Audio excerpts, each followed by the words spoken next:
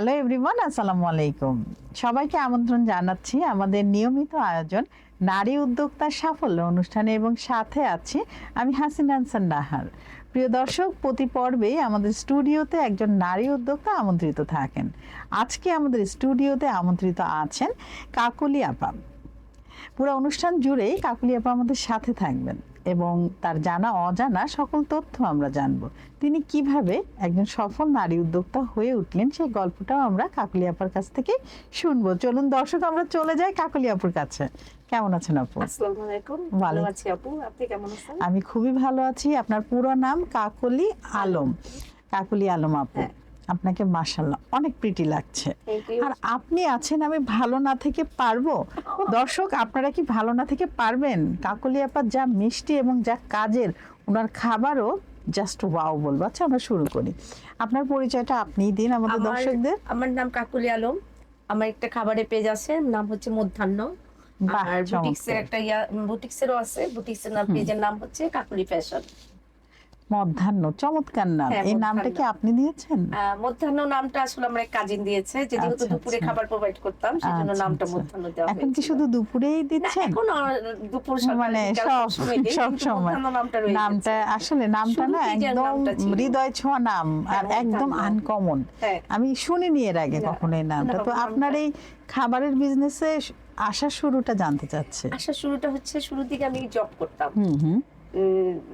2009 এর দিকে আমি জব করতাম। আচ্ছা, কোথায় জব করতেন? জব করতাম আমি একটা বুটিক্স হাউসে জব করতাম, সেটা হচ্ছে অন্নমেলা।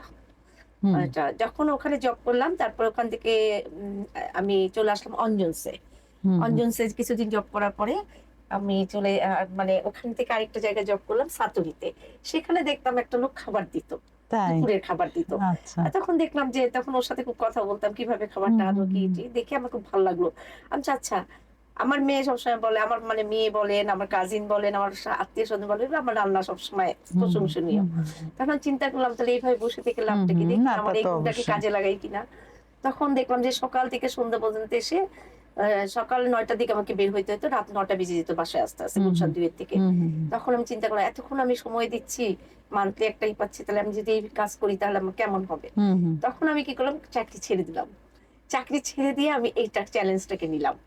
বড় চ্যালেঞ্জ ছিল। চ্যালেঞ্জটার পাশে ছিল আমার মেয়ে, আমার এক কাজিন রাজন রহমান। ও আমাকে নামটা সব ঠিক করে দিল, অনলাইনে করলাম। তারপরে জায়গায় জায়গায় গিয়ে কথা বললাম। কথা বলার পরে বেশ ভালো সাড়া পেলাম। দেখলাম যে মোটামুটি আলহামদুলিল্লাহ। কিন্তু খাবার যখন প্রোভাইড করলাম, তখন একটাই ছিল যে প্রথমে 3 জনে খাবার দিতাম। 3 জন থেকে 6 জন, 6 জন থেকে 10 জন, 10 জন থেকে 12 জন, মানে বেড়েছে। তার মানে খাবারের মান খুব ভালো ছিল, টেস্ট ছিল, যে বিশ্বাস আর খাবারের যে গুণগত মানগুলি সেগুলো ঠিক ছিল এবং হাইজিন হ্যাজার্ড মেইনটেইন করে আসলে মজা আমাদেরকে বাড়াই দিয়ে। বাহ, চমৎকার। এখান থেকে আমি আপনার শুরু, বিশ্বাসটা অর্জন করছি। তো চ্যালেঞ্জগুলো আসলে কি ছিল এই ব্যবসায়? চ্যালেঞ্জগুলো ছিল খাবারটা পৌঁছায় দেওয়াটা খুব বড় একটা চ্যালেঞ্জ। এটা এখনো সবার চ্যালেঞ্জ। আপনি মানে বলতে এখন দ্বিধা নেই, একসময় দেখা গেল যে ওরা আসতে দেরি করে আমি বের হয়ে যেতাম। না, এটা আমি ছোট কোনো মনে করছি না, আমি নিজেও অনেক সময় এমন করেছি যে আমার কাজে নদী আসতো, বলতে কোনো সমস্যা নেই। না না, নিজের কাজ নিজে করা এটা তো কোনো ছোট ফিল হওয়ার কথা না। তাদের দুপুরে খেতে হবে, ওই টাইমলি আমাকে যেতে হবে। তারপরে আস্তে আস্তে দেখা গেল যে আমি বিভিন্ন মেলায় অ্যাটেন্ড করা শুরু করলাম। তারপরে এখন যেমন রিক্কশৈলীর সাথে আমি আছি, মুক্তা আপু, মিতা আপু, এদের সাথে আমি এখন স্টল নেই। স্টল নিলে আমার একটা খুব অথেন্টিক জিনিস আছে, ননিল গুড়ের পায়েস। সেটা মনে করেন সবাই, আমি খুব সারা পাই, তাই না? মানে ওটা আমি নেওয়ার আগে মানে 2 ঘন্টার মধ্যে শেষ। আর ওর বলতে থাকে কেন বেশি আনুনি, মানে এই জিনিসগুলা। আপনার খাবারের বিশেষত্ব কি? আমার খাবারের বিশেষত্ব ভালো জিনিস, আর নিজেকে পরিষ্কার পরিচ্ছন্নতা, আর সবসময় খাবারটা কিভাবে কাস্টমার পছন্দ করবে সেই অনুযায়ী রান্না করা। এই জিনিসগুলো সবসময় আমি মেনটেন করে চলছি, যে আজকে মানে এইভাবে ভালো রান্নাম, কালকে কারণ না, একই রকম একই মান রেখেছেন এবং মাপটাও ঠিক রেখেছেন। যেমন আমরা কিন্তু অনেক রেস্টুরেন্টে দেখি, মানে সব জায়গায় স্বাদ একই রকম থাকে, কারণ তাদের ওই যে একটা মাপ থাকে, ওই মাপ অনুযায়ী ওরা রান্না করে। আর হচ্ছে ভালো জিনিস যেটা আমি খাই সেটাই তাদেরকে প্রোভাইড করছি। সেজন্যই আমার বিশ্বাসটাই, কারণ আপনি যেটা রান্না করছেন কাস্টমারের জন্য, সেটা কিন্তু বাসায়ও খাচ্ছে। সো এখানে মায়ের হাতের ছোঁয়া। মানে এখানে একটু কথা বলি, এখানে আমার ভাই, আমি যখন শুরু করলাম, আমার ভাই সে 15 দিন বাসায় রান্না করে নাই, বলছে আজকে থেকে রান্না বন্ধ, শুধু ওর খাবার খাবো। আমি বলছি, কেন? বলে কি, এটা তোকে সহযোগিতা বলতে পারিস, আবার তোকে উৎসাহ বলতে পারিস। বাহ, পরে আমি এই যে পরিবারের সবাই এগিয়ে আমার আসলো, ভাইয়ের এটা বাসায় আমি আসলে খাবার দিতাম, জানেন 15 দিন আমার ভাইয়ের বাসায় আমি খাবার দিতাম, ভাবি রান্না করে নাই। এটা এরকম কিন্তু বেশি ওদের শোনা যায় ভাইয়ের না। হ্যাঁ, খাবার দিয়ে এসে ভাইয়ের বাসায় আবার খাবার দিতাম। তারপর বলে, শুধু দুপুরে দিস কেন, রাতেও দিস। পরে রাতেও দিতাম। বাহ, পরে এই যে চমৎকার। তার সেই যে আমাকে সহযোগিতা, করলো, আস্তে আস্তে হ্যাঁ। আবার আমি আমার মতো করে আমার দিকে কিছু 15 দিন 20 দিন পর্যন্ত খাবার খাইছে। বাহ, মানে এটা একটা বললো, এটা আমার অনেক কাছে বড় বলে, পাওয়া আপনার। হ্যাঁ বললো যে আসলে। আমার বই একটু রিল্যাক্স করুক, তুই খাবার তোরও আবার উৎসাহ হোক। না, আপনার ভাই যদি আমাদের এই অনুষ্ঠানটা, না, ভাই ভাইটা আপনি এখন নেই দুনিয়াতে, ও সে মারা আচ্ছা, গেছে ক্যান্সারে। আহা। সেজন্য আমার ভাই যেখানে থাকুক ভালো থাকুক, আল্লাহ দোয়া ভালো করবেন। রাখুক উনাকে। ওই ভাই আমাকে সব কাজে উৎসাহ বেহেশত দিতেন। নসিব আমার করুন। কাজিন আছেন রাজু রহমান, আমার মেয়ে ডাক্তার ফারিয়া আলম, আমার ছেলে বাহিরে থাকে, সবাই আমাকে উৎসাহ দেয়। বাহ, চমৎকার। ব্যাস, আমার মনে হয় আমি অনেক আত্মীয় স্বজনের কাছে এই খাবার নিয়ে অনেক প্রশংসনীয় অর্জন করি। অবশ্যই অর্জন করেছেন বলেই তো আপনি আপনার যে চাকরি ছিল সেটাকে হ্যাঁ। ত্যাগ করে আপনি খাবারের ব্যবসায় এসেছেন, এবং অবশ্যই ভালো ছিল বলে আজ পর্যন্ত আপনি সার্ভাইভ করছেন। সার্ভাইভ করছে হ্যাঁ, আলহামদুলিল্লাহ। অবশ্যই। আচ্ছা, কাস্টমারের কাছে টিকে থাকার জন্য আপনার কৌশলটা কি? কাস্টমারের কাছে কি টিকে থাকার কৌশলটা হচ্ছে তারা কি চাচ্ছে, তাদের মনোভাবটা জানতে হবে। আমি প্রতিনিয়ত খাবার দিয়ে জিজ্ঞেস করতাম, ভাইয়া খাবারটা কেমন হলো বলেন তো? বলে, আপু অসাম হয়েছে, এরপরের দিন কিন্তু এইটা চাই, প্রথম যেটা যে ওটা চাই। মানে আমার রান্নাগুলো তারা রিভিউ করে করে আবারই চাইতো। আচ্ছা, আচ্ছা। এই জিনিসটাই হচ্ছে কাস্টমারের কাছে পৌঁছে যাওয়া। আপু এটা দিতে পারবেন? হ্যাঁ দিতে পারবো। মানে আপনার কাছে কোনো না নেই, মানে আপনি সব পারবেন। কাস্টমারের মনোভাব বোঝাটাই হচ্ছে বোঝাটাই হচ্ছে আসলে, এবং তার সাথে আলোচনাও করে নেন তার কেমন পছন্দ, সে ঝাল বেশি পছন্দ না কম, বা তার কোনো সমস্যা আছে কিনা, হাই ব্লাড প্রেশার থাকতে পারে, ডায়াবেটিস থাকতে পারে। আমি জিজ্ঞাসা করতাম, বলতে আপু কোনো সমস্যা, আপনি রান্না একদম বাসার মতো, বাসার থেকে বউ এত ভালো রাঁধতে পারে না, আপনি দিবেন খাবার। বাহ, চমৎকার এই চমৎকার সব জিনিসগুলো, রিভিউ হ্যাঁ। আপনার, যার কারণে আপনার কাজ করার উৎসাহ আরো বেড়ে আরো বেড়ে গিয়েছে। গেছে। তো নতুন যারা এই বিজনেসে আসতে চায়, তো সেক্ষেত্রে আপনার পরামর্শ কি আমার থাকবে? পরামর্শ হচ্ছে আপু, খাবারের কোয়ালিটিটা ঠিক রাখতে হবে। আর কাস্টমার এরকম কাস্টমার চাইলো যে রোস্টটা একটু ভিজা ভিজা হোক, সে একদম ড্রাই করে ফেললো।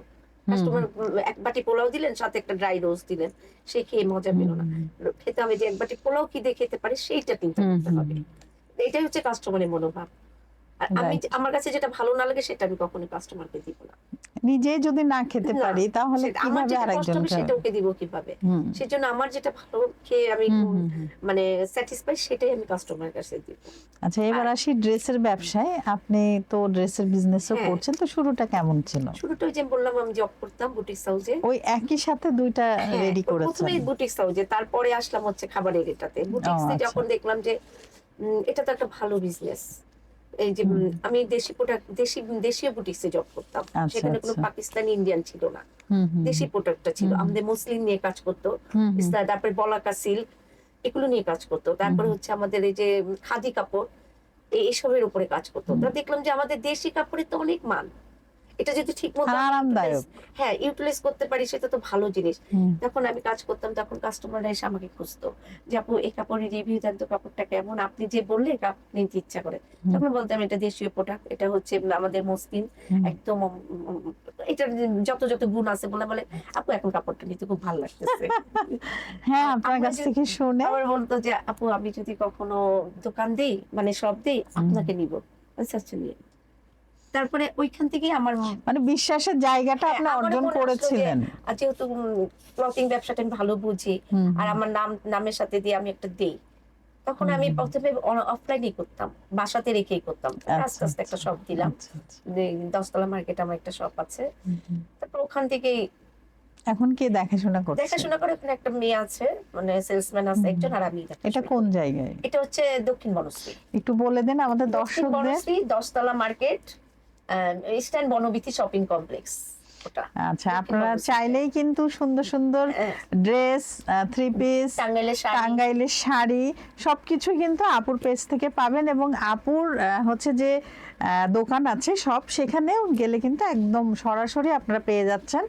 এবং অবশ্যই রিভিউ দিতে ভুলবেন না যে কেমন আরামদায়ক কিনা আপুর ড্রেস, এবং রিজনেবল প্রাইস কিনা। অবশ্যই রিজনেবল প্রাইস। আপু অনেক বছর ধরে এই কাপড়ের ব্যবসার সাথে জড়িত আছে। তো কাপড় ও কারিগর নির্বাচন করার ক্ষেত্রে কি গুরুত্ব দেন আপনি? যেহেতু আমরা লুজ 3 পিসটা বিক্রি করি, মানে যেটা নাকি আনস্টিচ, আনস্টিচের ব্যাপারে আমাদের কারিগরের অত ঝামেলা থাকে না।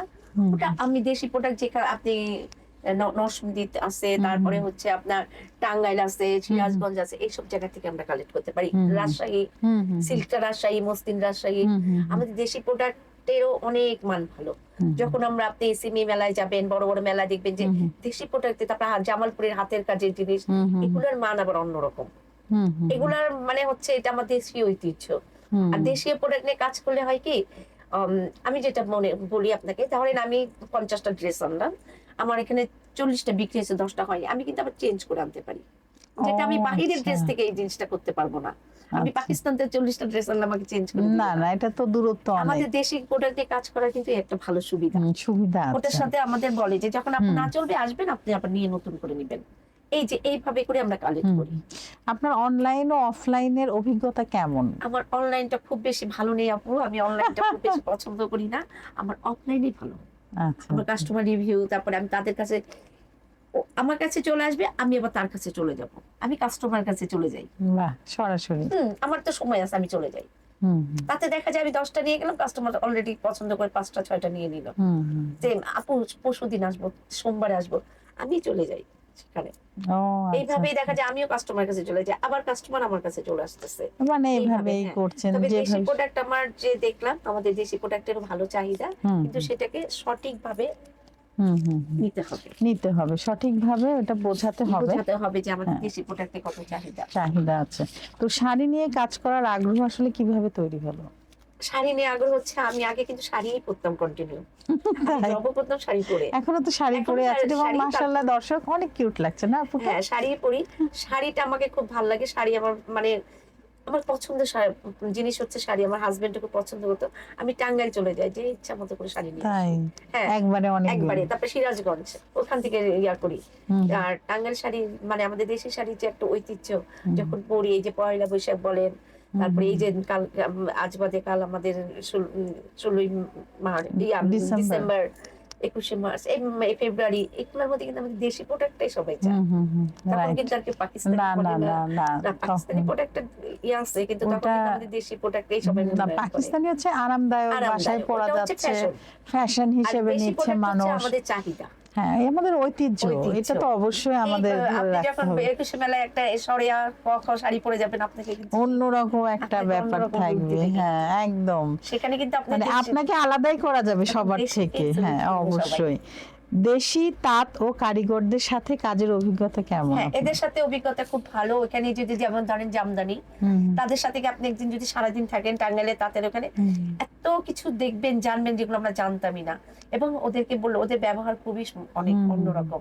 ওরা, আমরা যখন কাজ করতে যাই, ওদের সামনে যাই, ওরা আমাদেরকে অনেক সম্মান করে। এবং যখন বলে ভাইয়া এটা কালো দিয়ে না, লাল দেন, এটা সাদা দিয়ে না, সবুজ দেন, সুতারি, এটা ওইভাবেই করে দেয়। চমৎকার। তো আপনার শাড়ির প্রধান আকর্ষণ কি? প্রধান আকর্ষণ হচ্ছে সুতাটা কতটা মোলায়েম হবে শাড়িটা, আর কালার, রং কম্বিনেশনটা, পাড়, এগুলো মিলেই একটি শাড়ি। দারুণ বলেছেন আপনি। তরুণ প্রজন্মকে শাড়িমুখী করতে আপনি কি উদ্যোগ নিয়েছেন? শাড়িমুখী আমাদের তরুণ প্রজন্ম এখন অনেক শাড়ি পরে, তাদের ফেস্টিভ্যাল, বিভিন্ন উৎসব আয়োজনে, স্কুলে যদি কোনো প্রোগ্রাম হয় বা বাইরে, সেখানে আমার কাছে মনে হয় যে সবাইকে অ্যালার্ট করা উচিত যে শাড়ি পরে আসতে হবে। রাইট, বাহ।